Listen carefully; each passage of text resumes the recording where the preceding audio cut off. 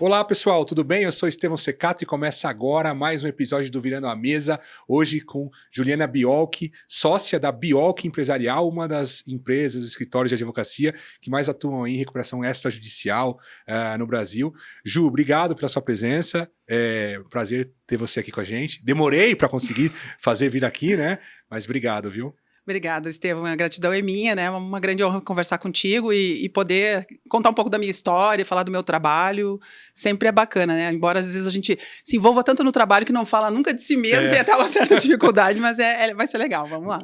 Juliana, então conta pra gente da sua história, assim. Como é que da sua história que você se formou, o que você trabalhou já e do seu escritório? Bom, então eu me formei em 1996, né? Já tenho uma certa trajetória nessa área. E eu fui escolher estudar Direito devidamente influenciada pelo meu pai e pela minha mãe, que eram advogados, né? Eu tenho um dado engraçado na minha biografia, assim, que... Sabe aquele livrinho que a pessoa tem... A mãe anota quantos centímetros, quilos e tal? Tudo a minha mãe tinha a caligrafia da minha mãe. Quando dizia, Juliana será... advogada, meu pai foi lá e escreveu isso. Então, eu fui muito influenciada por eles. Meu pai era um advogado que, nos anos 80, 90, se especializou nessa área de crise. Na época, trabalhava com concordata e falência, porque quando ele foi estudar direito, o pai dele tinha, o meu avô, né, uma empresa num processo de concordata que acabou virando uma falência. Então, a nossa relação profissional do escritório com o tema, na primeira experiência, foi ter passado por um processo que no fim não teve sucesso. E aí ele se interessou pelo tema e foi trabalhar com isso. Eu era pequena, enfim, ele fez a faculdade de Direito, se formou, e quando eu entrei na faculdade de Direito, eu fui estagiar no escritório. Eu costumo contar também um dado engraçado, que o meu primeiro emprego foi datilógrafa. Olha só. que tinha uma sala, assim, com várias pessoas, né, datilografando, eu era uma delas. Numa época que aí não tinha nem, né, o computador e por aí vai. E aí...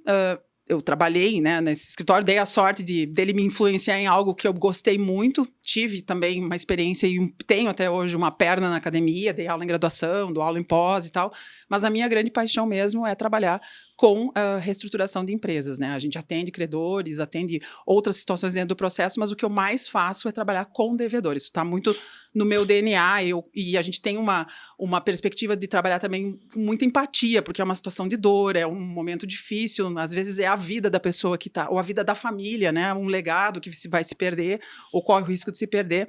Então, eu tenho essa história que começa desse lugar, né? De ter passado por essa dor, por esse estigma. Uhum. Depois eu vi o meu avô se tornar uma pessoa inútil para o mercado de trabalho, ele nunca mais conseguiu se recolocar, né? Como era, que acontecia antigamente quando as pessoas iam, né, para uma situação de falência. Você vê que coisa estranha, né? Me estranha muito isso, viu? Sim. Eu acho que tá mudando um pouco, mas eu acho que... eu sei que tem muito preconceito, assim, demais. Uhum. Mas também vejo pessoas que passaram por isso sendo empregadas, ou não empregadas, mas passando a dar consultoria, né? Uhum. Porque ela sabe, ela viveu na pele. O desfecho E eu vou te falar a verdade, assim, o desfecho mais provável de um turnaround ou de uma reestruturação é um insucesso. Sim. Claramente. Uhum. Então não é que, assim como um oncologista que vai postergar, né, a morte de um paciente com câncer, a taxa de sucesso do turnaround é muito baixa, né, por vários motivos, né, que não vou discutir por aqui. Então, se o desfecho é um ou outro, com algum percentual de chance de um para outro, o caminho que a pessoa percorreu ali é que vai fazer com que ela se torne preparada para enfrentar aquilo, dando certo ou não. Então, eu acho que esses profissionais têm que ser valorizados. Nos Estados Unidos tem fundos que investem só em empresas de pessoas que já quebraram, porque eles sabem que aquele problema, ela não vai, aquele erro ela não vai cometer de novo. Aqueles erros que levaram àquele lugar, ela não vai cometer de novo. Ela vai cometer outros, porque errar é intrínseco, né, da vida humana, e a gente tem que respeitar a curva de aprendizado que essa experiência gera. Eu acho que faz todo sentido. Infelizmente, o Brasil é uma sociedade que precisa amadurecer muito nesse ponto de aproveitar essas pessoas e tentar recolocar, oportunizar que elas se recoloquem, né, de uma maneira mais orgânica. Eu acho que a gente caminha para isso, sim. Mas naquela época a realidade era outra, né? Inclusive, isso também é um dado engraçado da minha biografia. Várias vezes a gente morava do lado do escritório, a gente chegava em casa, assim, da escola e tinha um carro estranho estacionado na garagem. Era um empresário numa situação de dificuldade que tinha ido se consultar com meu pai, e como a gente morava numa cidade do interior, a mera estacionada na frente do escritório já significava que o sujeito estava quebrado. Então, eles botavam o carro na garagem e a gente chegava em casa e tinha esse tipo de história para contar. Então, são muitos anos de atuação nessa área, assim, e acho que isso que você trouxe retrata o momento que a gente vive agora. Ficou muito claro ao longo desses anos que quanto antes você puder... Ups. Foda. Tá bom? O voto de quando? Da onde? Ficou muito claro? Tá. Ficou muito claro nesses anos todos que quanto antes você começar um trabalho de reestruturação e quanto mais você fizer isso de uma maneira dialogada e colaborativa com os credores, melhor vai ser o resultado em termos de perda de valor, né? Reputacional, valor de ativos e por aí vai. Então, essa atenção que a gente vem dando nos últimos anos à recuperação extrajudicial, não no sentido de abandonar a RJ, porque a gente faz RJ, mas de ter uma opção que vem antes e que se adequa a determinados casos, se insere exatamente nessa perspectiva de ter entendido que quanto antes melhor.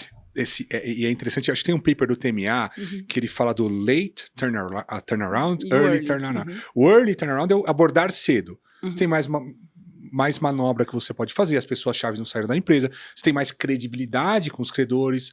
Outra coisa, você já falou 10 vezes pro credor que você vai pagar, na 11ª ele vai falar, meu, não acredito mais em você. Calma, não dá. Né? Então, abordar cedo quer dizer mais chance de sucesso. Abordar tarde, as pessoas-chave já foram embora, você já perdeu reputação, você não tem muita saída, às vezes a única saída é uma RJ ou uma falência, que também é uma saída. Sim. Né? Mas é isso. Então, acho que abordar cedo é fundamental. Você fez aí um paralelo que eu acho que cabe muito, que é a crise é uma doença, né? É uma doença que é silenciosa, ela não começa de hoje para amanhã, quer dizer, ela não se agrava de hoje para amanhã, ela começa lentamente, ela vai indo, as pessoas vão vendo o declínio, vão negando muitas vezes o declínio. O perfil do nosso cliente é muito a empresa familiar, né? O middle, as empresas familiares, então às vezes os conflitos familiares se sobrepõem os interesses da família aos da empresa e você vai varrendo os problemas para baixo do tapete, vai convivendo com algumas questões e vai perdendo eficiência. Só que isso é um processo de muitos anos. Quando ele começa a bater no caixa, que aí você tem uma crise, né, econômica ou financeira, aí a coisa roda muito rápido, mas é um processo lento. Então, o paralelo que você fez antes com a doença, ele explica isso. É como se você tivesse uma doença, tivesse sintomas e não procurasse um médico. Não faz o menor sentido. Se você demorar e chegar lá com um câncer com metástase, é óbvio que o seu tratamento vai ser talvez muito mais tendente ao fracasso ou muito mais intenso, né, do que se você procurasse antes. Mas tem um tema comportamental que você tangenciou antes, que é importante, né, que na verdade a pessoa passa por um processo de luto até ela chegar a esse momento de tomar essa decisão e isso acaba atrasando a decisão de procurar ajuda, né, mas infelizmente isso passa pelo estigma que a gente falou antes, enfim. Mas vergonha e outras coisas. Vergonha e por aí vai, mas é a vida que a gente tem, então a gente precisa ter no portfólio saídas que façam sentido para todos os momentos. E não pode trabalhar com uma solução única, né? Você não pode só abrir barriga para resolver o problema. Como médico, você pode ter outras abordagens que também tenham, né, o mesmo resultado positivo. É o que a gente tem feito, então, ao trazer a recuperação extrajudicial como uma opção, porque ela vinha sendo negligenciada de alguma maneira ou não obteve aí a atenção devida, não ocupou dentro do nosso sistema o espaço que ela deveria, o que vem mudando. Eu acho que isso é um tema bacana, a gente vai tratar disso, mas vem mudando rapidamente, a gente conseguiu ter essa perspicácia de enxergar isso com alguma antecedência. Agora, você acha que primeiro que assim, tudo que é novo, não generalizando, mas a maioria das coisas que são novas, as pessoas têm medo. Sim. Tem medo porque não conhecem, né? E aí o erro é não conhecer e não ir atrás, né? Mas pode ter um ponto ali de não dar certo porque as pessoas que estão envolvidas não querem que dê certo? Na recuperação extrajudicial? Versus judicial. Qual que é o problema, assim, o não dar certo? O que seria para começar o não dar certo? Não, o não decolar, né? Não virar, não tem que partir para uma RJ, já parte direto para RJ porque talvez tenham interesses ali de que a remuneração talvez seja mais alta, os FIIs são mais altos, tem toda a parte do judiciário que, tem ali, quer uma figura do AJ, que recebe uma remuneração maior. Você acha que tem um pouco disso? Tem tudo disso, né? As decisões são tomadas por pessoas e pessoas são complexas, né? Então, muitas vezes, o empresário, na verdade, de todas as pessoas que participam da tomada de decisão, é o que menos sabe, é o que menos tem repertório, né? Porque ele chega é que nem a gente como paciente, quando vai no médico, de novo o paralelo. Eu não entendo nada de câncer, eu sou advogado, o que o meu médico de confiança me disser, eu vou seguir. Então, é a pessoa com o menor repertório e a mais impactada. Sim. As pessoas que têm o repertório técnico para poder decidir, aí você encontra várias situações situações, né? E a gente também não pode generalizar. Eu acho que tem o problema da RJ ser uma ferramenta conhecida e gerar segurança, ainda que tenha todos os ônus que ela carrega de administração judicial, presente, judiciário, que às vezes demora para tomar a decisão, enfim, mas ela é uma ferramenta conhecida, então as pessoas se sentem mais confortáveis com aquilo que elas conhecem. Eu acho que tem o tema da RJ, em alguns casos e para alguns profissionais, ser um produto, né? Ter um modelo de negócio de entramos com a RJ, quanto mais tempo a gente ficar aqui nesse processo, mais a gente vai ganhar, então não tem um compromisso com a solução do problema, isso é um conflito de interesse. Sim. Essa nossa área é uma área em que o conflito de interesse ele é intrínseco também, ele está o tempo todo presente. Eu acho, e é potencializado porque são muitos stakeholders, né? É o credor, é o fisco, é o funcionário, talvez o fundo, e aí o credor tem várias classes, então assim, aí tem o sócio da empresa, tem a consultoria, tem o advogado, é tanta gente envolvida que eu acho que o conflito de interesse é natural. Sim, né? Ele é natural, ele sempre é, né? Onde tem duas pessoas, às vezes quando tem uma só já tem conflito. Conflitos internos, né? Mas então o conflito ele é natural, isso tá tudo certo. O problema é como você maneja esse conflito, né? Então na nossa área isso é intrínseco mesmo. As negociações são chamadas complexas porque elas envolvem muitos stakeholders, exatamente. Então existe sim um conflito de interesse, muitas vezes mal direcionado de ser um modelo de negócio, então isso pega. Tem o tema da cultura do litígio, que no nosso país ela é muito forte. Então, as soluções judiciais, elas são sempre a primeira escola, né, do advogado, a primeira opção, porque nós somos formados para isso. Enfim, a gente poderia aqui passar horas tratando disso, mas tem sim várias questões que não são objetivas, né? Até porque essas decisões não são decisões objetivas, são decisões subjetivas. E tem um tema que eu acho que é uma sutileza, que você começa a enxergar quando você aprofunda, é que também a Extra, ela não é uma ferramenta que tem compromisso com dar certo. É uma tentativa. Sim. Quem vai dizer se a empresa é viável ou não, se a RJ vai ser aceita ou não, ou a R Extra vai ser aceita ou não, ou a negociação, o workout vai ser aceita ou não, é o mercado. Então, você vai testar o mercado, né? Se o mercado disser que aquilo que você está propondo, naquele formato, com aquele desenho, tá ok, vicejou, a R Extra vai decolar, você vai conseguir a maioria, homologa, vida que segue, vamos viver felizes com esse problema, página virada. Se o mercado disser que não, você tem o direito e você tem, inclusive, a possibilidade de fazer isso tudo dentro do mesmo processo e partir para uma recuperação judicial, né? Com a reforma de 2020, o que aconteceu? Hoje a gente pode ajuizar uma tutela cautelar antecedente, que é uma medida negocial para você ficar 60 dias sem as execuções estarem tramitando daqueles credores que se você levou para mediação, né? Você ganha esse standstill pela mão do juiz, né? Então você tem essa possibilidade de ajuizar essa tutela, fazer as propostas para os seus credores com um mediador auxiliando nesse diálogo, testar essas propostas. Se você conseguir 33% de adesão a um plano de extra, apresentar um pedido de extra provisório com compromisso de chegar a mais da metade dos credores sujeitos em 90 dias. Né? Então, e se isso tudo der errado, se você não chegar a mais da metade, você pode pedir uma RJ. Exato. Isso tudo dentro do mesmo processo. Então, a própria lei incentiva que você teste essa tese. Isso eu acho que também naquela linha de não sobrecarregar o judiciário. Perfeito, né? Exatamente. É uma política do CNJ, né? O incentivo à autocomposição, isso está assumido, claro, está nas resoluções do Conselho Nacional de Justiça, e isso veio com toda a força para a nossa área com a reforma. Então, isso é perfeita a sua análise. Sabe que eu vi nunca fiz deals nos Estados Unidos, fiz alguns IPOs, mas tinha escritórios internacionais, mas eu vi aquela série chamada Suits, Quem não viu, né? Que era engraçado, porque assim, parece que tudo é resolvido numa mesa de negociação. O advogado apresenta a tese dele e os argumentos dele, o outro advogado apresenta também seus argumentos e seus documentos, e os caras nem chegam aí, eles resolvem ali na mesa. Sim. Porque não compensa pagar aquele preço,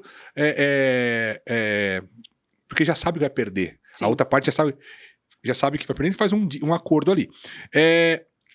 Você acha que aqui no Brasil não funciona por quê? Porque eu acho que talvez porque quem está devendo prefere ir para o judiciário e ficar devendo mais tempo, porque vai demorar tanto a execução que eu ganho tempo?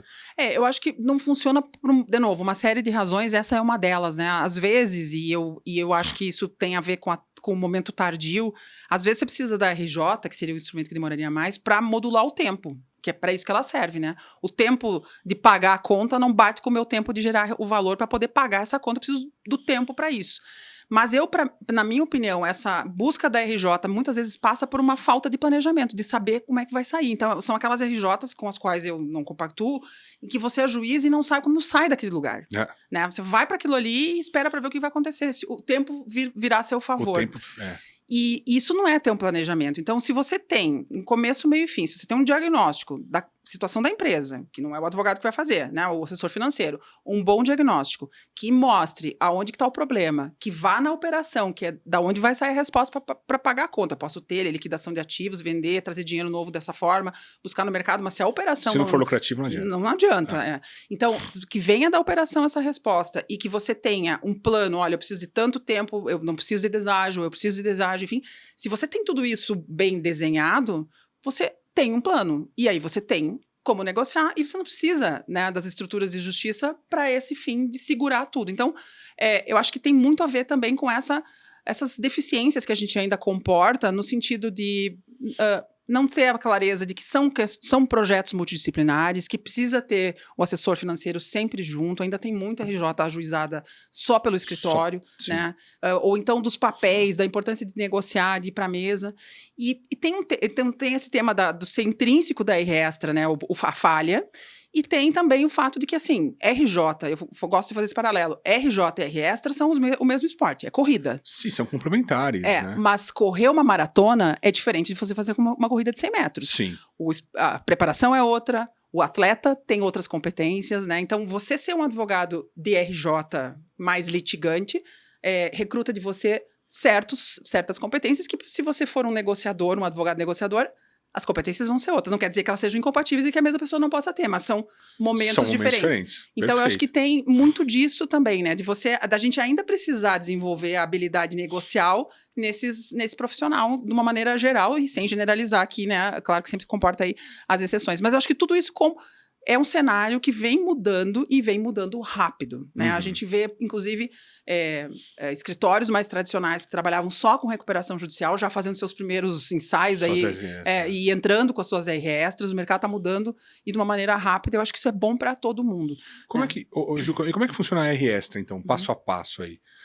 Porque tem bastante gente que assiste a gente do mercado financeiro e tudo mais, que tem interesse em saber o passo a passo mesmo. Né? Então vamos lá. O que é vamos fazer o passo a passo, sempre gerando esse paralelo em relação à recuperação judicial, que é o que todo mundo conhece, né? Na R Extra, a primeira grande diferença é que você chega ao judiciário, se for ajuizar uma R Extra tradicional, pedido definitivo já de cara, sem passar pelo funil da tutela e do pedido provisório que eu comentei antes, você chega com a negociação pronta. Então, isso faz toda a diferença, porque numa RJ você vai negociar depois que apresenta o pedido. Você vai negociar num ambiente controlado, que é um ambiente judicial, acompanhado pelo juiz, pela interposta pessoa, que é o administrador judicial, e todo mundo está te olhando, né? A negociação é feita nesse cenário. Na Extra, você já negociou antes. E você escolhe com quem negociar. A Extra tem essa flexibilidade. Desde que você não direcione para fulano, beltrano e ciclano, você tem, a partir da definição de naturezas, você consegue fazer recortes no seu passivo. Então, eu posso ter uma Extra, por exemplo, só para fornecedores. Eu continuo pagando os bancos e só negocio com fornecedores. Exatamente. Bancos são todos quirografários, que a espécie é a mesma, mas eu recorto por natureza do crédito e vou fazer só para fornecedores ou só para bancos, que é o que a gente vê mais, na verdade. E aí, os meus fornecedores ficam fora, os bancos ficam fora e por aí vai. Então, você negocia noutra atmosfera, que não é uma atmosfera controlada, portanto, você tem que vir para a negociação com reputação ainda, né? Sim. Com condições de diálogo, não dá para vir pela 11ª vez fazer uma proposta, né? Aí você já perdeu o timing. E você chega no judiciário com a negociação pronta. Então, qual que é o papel do juiz nesse cenário? É verificar se tem algum tipo de ilegalidade no seu plano. Por isso que o processo de recuperação extrajudicial ele é muito mais enxuto que uma RJ. Não tem nomeação de AJ, embora a gente tenha vários casos em que os juízes tenham nomeado peritos para fazer determinadas diligências no processo, ou mesmo administrador judicial, fazendo aí uma interpretação um pouco mais elástica, com a qual eu não concordo, da lei de recuperação de empresas, né?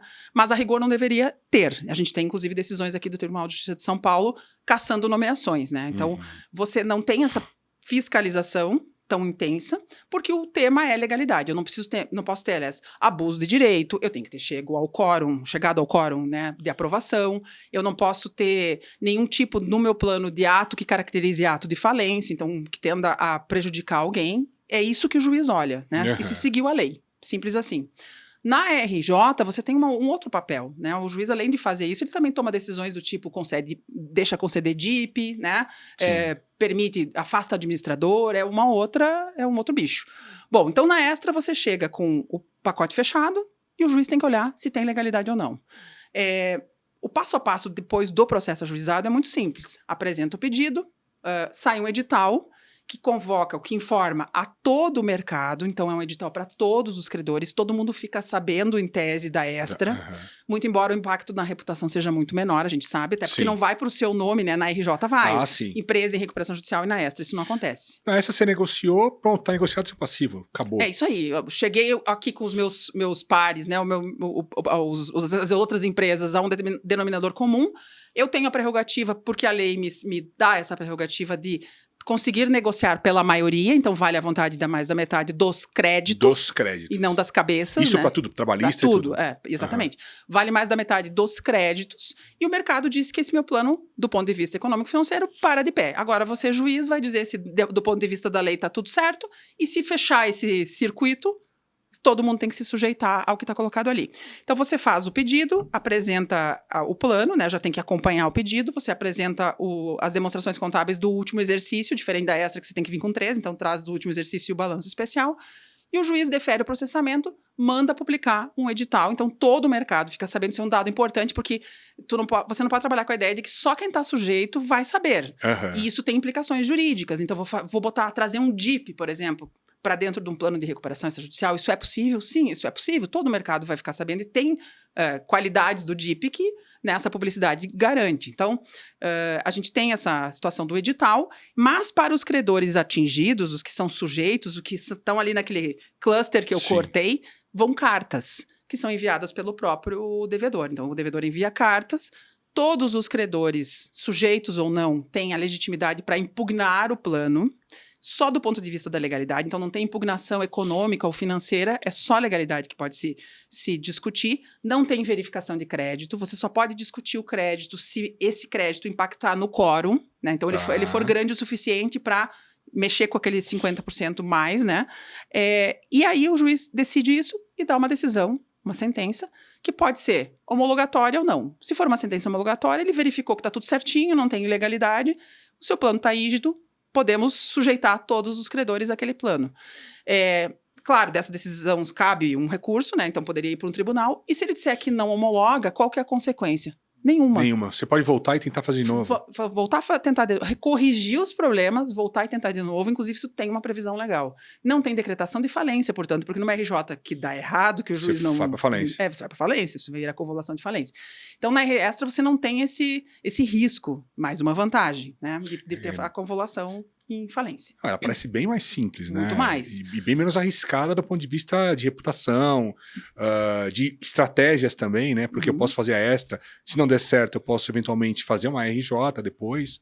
Né? Eu já tive casos, né? A gente fez todo o funil, tutela, pedido provisório, chegou na hora de fechar mais da metade, a gente não conseguiu e a empresa não performava, né? Desculpa. O que a gente fez? Vira uma recuperação judicial. Isso aqui, o remédio é outro, a doença está mais crônica, né? Enfim, avançou mais. Então, é da natureza dela que essa mudança de planos possa acontecer. E a gente tem, assim, um índice de aprovação, de homologação de planos de 66%. Pô, bem mais alto do que a recuperação judicial. Por exemplo, eu tenho uma empresa que eu fiz a R Extra, renegociei o passivo daqueles credores que eu escolhi, 10 anos, por exemplo. Sim. No ano 2 eu parei de pagar. Não consegui mais. O que acontece? Volta a dívida original? Isso não tem previsão legal, tá? Então, o não cumprimento não gera a retomada das condições anteriores. Pode virar uma previsão no plano. Então, tem que verificar o que foi que o plano estabeleceu. Porque a gente tem que ter sempre muito claro, Estevam, essa pergunta é super importante, que o plano é um contrato, né? E esse contrato, a gente está tratando de direito disponível, nós, advogados, entendemos assim, as pessoas podem, inclusive, perdoar a dívida, né? É direito disponível. Dar deságio é perdoar um pedaço da dívida. Sim. Então, o contrato, ele é o instrumento que vai prever as cláusulas. Se a lei não diz nada, e o contrato também não diz, não volta ao estado anterior. Não volta ao estado anterior. Não volta ao estado anterior. E não tem período de supervisão, que é o que tem na RJ. O descumprimento dentro dos 2 anos da RJ leva à convolução em falência. Sim. Na R-Extra você não tem essa mecânica.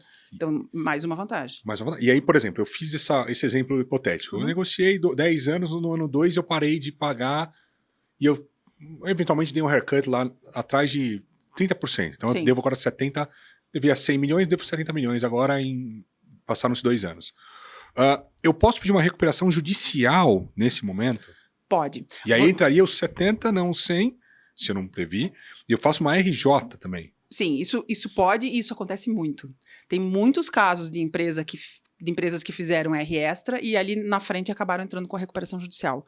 Por isso que a gente acabou de falar. Não deu certo, o plano de reestruturação não vicejou e a empresa, né, precisou partir para uma ferramenta mais robusta. O que você não pode ter é uma extra nova em menos de 2 anos, né? Então tem essa trava, mas nada te impede de partir para uma recuperação judicial. E aí, só para responder a tua primeira pergunta que eu não completei, vai virar uma execução individual, né? O meu credor, aquele que eu deixei de pagar, ele tem o direito de ajuizar uma execução contra mim pelos 70 milhões, sei lá, enfim, a dívida desagiada, se não tiver nenhuma cláusula no plano que diga o contrário, e eu vou tentar me resolver com ele, né? Ou até mesmo protestar o plano e pedir, fazer para fins alimentares e pedir a decretação da falência por outro fundamento, né? Não pelo descumprimento, mas pelo 94, inciso 1º lá, que é o não pagamento de dívida até 40 salários mínimos.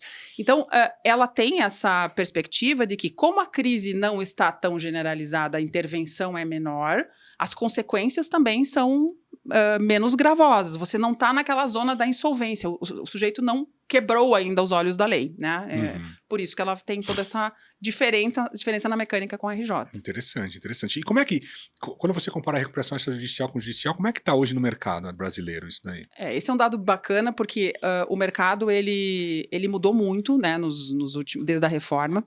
Eu te diria, assim, que a reforma, ela fez pequenas mudanças na recuperação extrajudicial, mas ela apertou os parafusos certos e foi muito feliz, né? Então, a recuperação extrajudicial, ela existe, e aí já chego na tua resposta, desde 2005, desde que a lei foi promulgada. Não tinha quase nenhuma, né? Tinha pouquíssimas, né? Hoje a gente não tem um grande universo, hoje mesmo a gente mapeou mais uma no observatório, né? Eu coordeno o Observatório Brasileiro de Recuperação Extrajudicial, que é uma iniciativa de pesquisa em que nós monitoramos todos os processos de recuperação extrajudicial no Brasil inteiro desde a vigência da lei. Né? Interessante. É interessante. É o único observatório que eu conheço que trata do Brasil todo, porque os observatórios de RJ, eles são para tribunais, até porque o universo de pesquisa é muito maior, então a dificuldade é outra. Ao mesmo tempo que a gente tem 162 R-Extras, a gente teve mais de 17 mil RJs. Então, não dá nem 1%. Né? Não dá nem 1%. É infinitamente menor a quantidade de casos. Mas no observatório a gente consegue enxergar muito bem esse movimento, né? O número de R-Extras, ele mais que dobrou depois da reforma, desde 2020 para cá. Então, a gente teve, em menos de 4 anos, mais R-Extras do que nós tivemos em quase 16 anos, né? Que foi até, né, a 2020. Um pouco menos do que isso. Mas, enfim, o que a gente teria? Então, nós tivemos uma mudança legislativa, porque antes chamar os seus credores, antes de 2005, chamar os credores para uma negociação coletiva fora do judiciário era ato de falência, então você podia ter sua falência decretada. E isso foi uma das coisas que eu me lembro de ter discutido com meu pai, porque depois que ele, né, se tornou advogado nessa área, ele acabou decidindo lá pelas tantas que ele ia ser deputado federal e foi o relator da lei de recuperação de empresas, que né? Legal. Desde 94, quando ele se elegeu, até o projeto virar lei. Então, eu acompanhei um pouco a escrita dessa minha irmã aí, que era até uma figura, um personagem da nossa família, porque é até um parênteses engraçado, né? O pai sempre dizia, não, esse ano vai aprovar. Começava no final do ano, tinha aquela, né, o ano novo, todo mundo em casa, esse ano vai aprovar. Ficou 10 anos dizendo esse ano vai aprovar, até que um dia foi, né? Caramba. Mas a gente já ria dele, porque era uma legislação muito complexa, num ambiente de pessoas que também não entendiam. Não entendiam, né? Não, ele era o único que sabia. Hoje, eu acho que se for olhar, tem muito mais, porque o mercado cresceu, né? Mas naquela época, muito pouca gente atuava nesse mercado. tem muitos mercados, assim, que orbitam na crise que nem existiam, né, antes de 2005. Então, teve essa mudança legislativa, mas ela pretendia induzir uma mudança cultural que não aconteceu. Então, de 2005 até 2020, na verdade, até janeiro de 2021, quando a reforma entrou em vigor, nós tivemos em torno de 56, foram 56 casos de recuperação extrajudicial. De lá para cá, a gente chegou em 162. Então, a gente teve um boom, né, de recuperações extrajudiciais e o mérito foi da reforma de ter ajustado esses parafusos. Quais foram? Primeiro, permitir a inclusão do crédito trabalhista. Para mim, isso foi um golaço. Nós não tínhamos essa possibilidade antes. O crédito trabalhista ficava de fora da RJ, da R Extra. O 49, parágrafo 3º, que são as garantias proprietárias, mesma coisa, né? Alienação fiduciária, a seção de... O crédito extraconcursal que a gente conhece ficava de fora da Extra. O tributário, que segue fora, R Extra e RJ, e ficava de fora o trabalhista.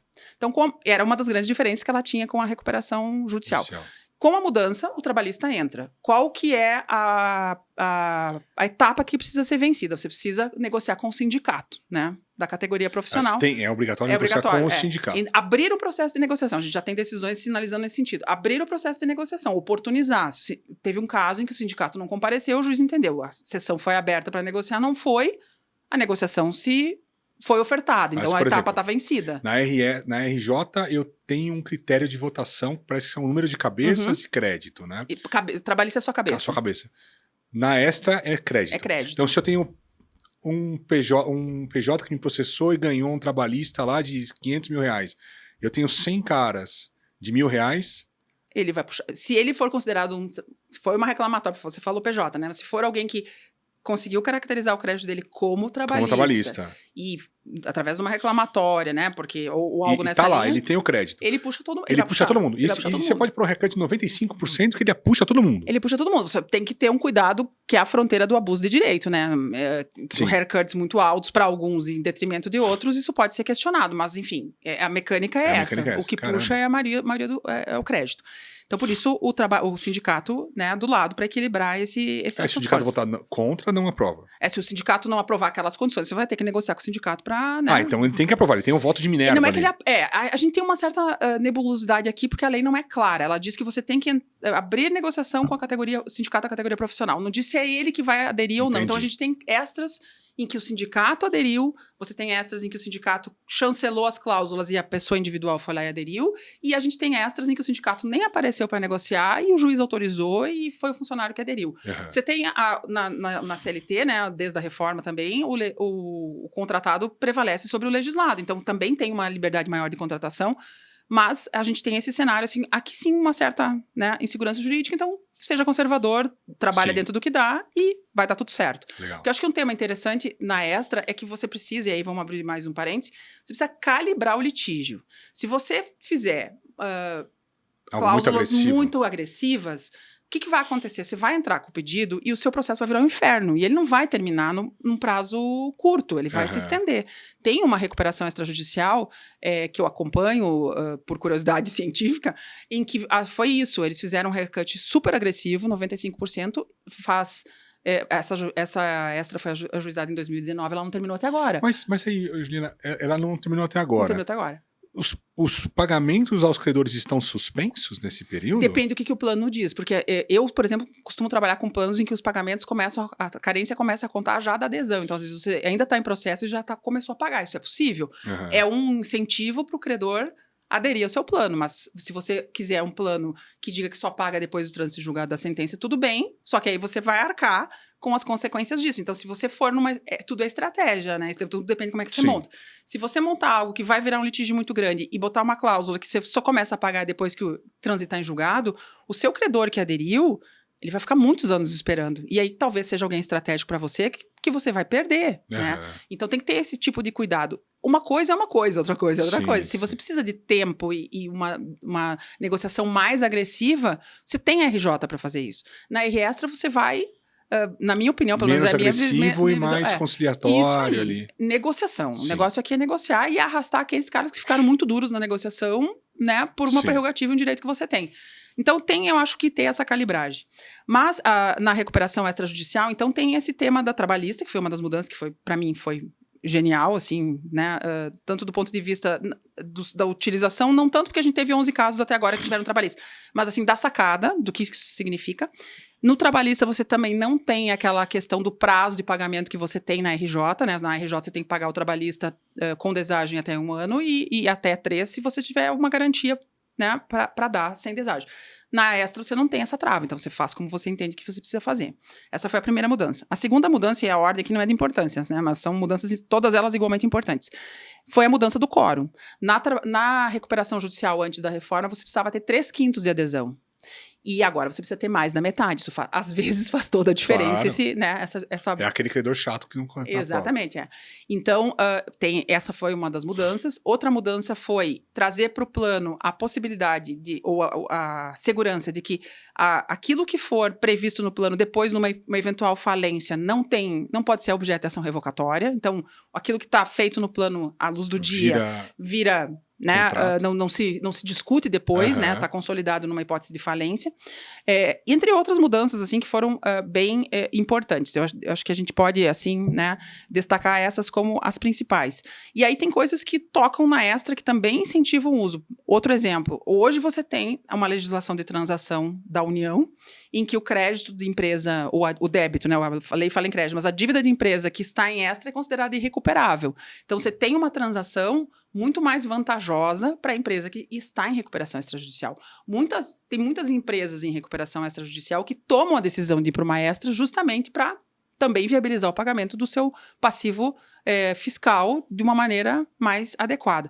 Então, teve essas mudanças que fizeram a coisa ficar muito, né, importante. Teve outras aqui, eu não vou entrar, até para a gente não cansar muitas pessoas que estão nos assistindo, mas eu acho que essas foram bem emblemáticas. E aí você começa a observar, então, esse crescimento do número de casos. E um dado bacana, né, é quem está usando a recuperação extrajudicial, né? Então, hoje você tem esse crescimento, e esse crescimento ele é muito localizado em grandes empresas, né? Se você fizer uma comparação entre as empresas, o porte da empresa, a partir daquela divisão do simples, né? Empresa pequena, média... Aquela divisão do simples, empresa pequena, empresa média e empresa grande. E comparar os dados, que é uma pesquisa, uma informação que a gente levanta no observatório, usando os dados da Serasa e comparando com os nossos, você vai enxergar que as grandes empresas têm utilizado muito mais a recuperação extrajudicial do que as pequenas. Tá. No segmento das grandes, você tem 82% dos casos de extras são de grandes empresas. Uhum. Ao passo que na RJ, essa balança pende para as menores. Porque tem alguma explicação? Porque é contra-intuitivo, né? Porque se eu sou pequeno, eu vou uma solução menos custosa. Pocket, né? Mais fácil de usar, menos mais custosa, rápida. Mais rápida. Eu escrevi um artigo sobre isso com uma colega que pesquisa comigo no observatório. Eu acho que sim, tem várias explicações. Uma delas, que eu acho que agora e logo ela vai se dissipar, é que o credor mais sofisticado, o devedor, mais sofisticado, ele consegue acessar também um profissional mais sofisticado. Então, o escritório especializado é a história de quem tem o repertório, né? Sim. O especializado é quem vai poder te dizer, olha, esse remédio aqui é uma opção que você pode ter para o seu caso. Então, a empresa maior tem acesso aos escritórios especializados, Sim. Esse é um tema, né? O segundo, eu acho que também é o poder de barganha na negociação. Então, quando você é grande e você vem e faz uma oferta de negociação, você é ouvido de um jeito diferente do que quando você é pequeno. Perfeito. E aí você tem condições de chegar, né, a uma solução mais light, vamos chamar assim. E outras questões que tocam justamente nesse repertório, nessa capacidade de ter recursos. Acessar um assessor financeiro, né? As micro e pequenas empresas não têm essa possibilidade de contratar. É difícil contratar uma consultoria para ir lá e tocar. Então, você intervém muito mais tarde, né? Você usa dinheiro da família. Tem toda uma história aí, sempre tem um drama, né? Numa recuperação. Toda RJ é um drama, vários dramas. São vários dramas, isso aí. Então, tem todo esse tema da sofisticação do devedor que, né, acaba impactando, com certeza, na escolha do instrumento. Que pode ser que mude, né? Se a gente sensibilizar as pessoas e mostrar como funciona, né? A tendência, na minha impressão, é que isso mude. Até a própria RJ demorou muitos anos até ela virar mainstream, né? Como estratégia de solução empresarial, né? Então, acho que é o caminho natural. Juliana, e nesses anos aí, de R Extra, tem casos emblemáticos que você trabalhou, que você queira mencionar aqui?